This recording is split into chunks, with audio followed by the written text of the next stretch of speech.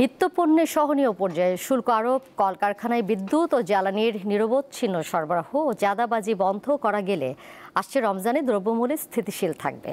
বুধবার নিত্যপণ্যের দাম নিয়ে বিসিসিআই আয়োজিত মতবিনিময় সভায় এমন আশ্বাস দেন খুচরা পাইকারি ব্যবসায়ী ও আমদানিকারকের প্রয়োজনে সরকারকে নিত্যপণ্য আমদানির পরামর্শ দিয়েছেন ব্যবসায়ীরা।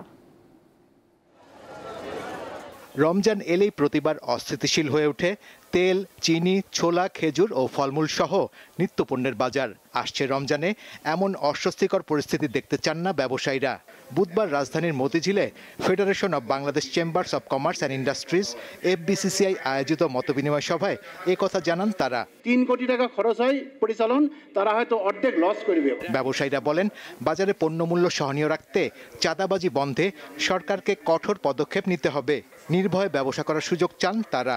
আমাদের বাজার ব্যবস্থা উন্নতি করা, মামলা বাণিজ্য থেকে ব্যবসায়ীদেরকে মুক্ত করা, বাজার মনিটরিং করা। আমাদেরকে এত দিতে হবে, নাহলে ব্যবসা করতে পারবেন না, এই করতে পারবেন না। এই চাঁদাবাজদের বিরুদ্ধে আমি এখনো বলি, চাঁদাবাজ চাঁদাবাজ চাঁদাবাজ, হুঁশিয়ার হুঁশিয়ার হুঁশিয়ার। শুল্ক বিষয়ক জটিলতা নিরসন এবং সরকারি উদ্যোগেও আমদানির পরামর্শ দেন বাজারজাতকারক ও আমদানিকারকরা। পাশাপাশি পণ্য উৎপাদনে শিল্পে নিরবিচ্ছিন্ন জ্বালানি সরবরাহের দাবি জানান তারা। এলসির প্রবলেম যদি কারো থাকে, কারো বিদ্যুতের প্রবলেম থাকে, মেশিনারিজ প্রবলেম থাকে, রমজান আগের জন্য এগুলিকে আপনার সচল করা হয়, যাতে এই রমজানে ভোক্তাদের কোনো কষ্ট না হয়।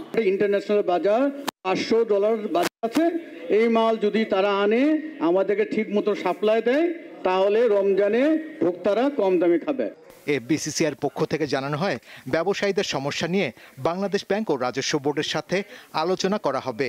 ট্যারিফের যৌক্তিকীকরণ একটি অব্যাহত প্রক্রিয়া এবং গত কয়েক বছর ধরেই, বিশেষ করে গত 2 বছরে জাতীয় রাজস্ব বোর্ড এই বিষয়ে দৃশ্যমান পদক্ষেপ নিয়েছে।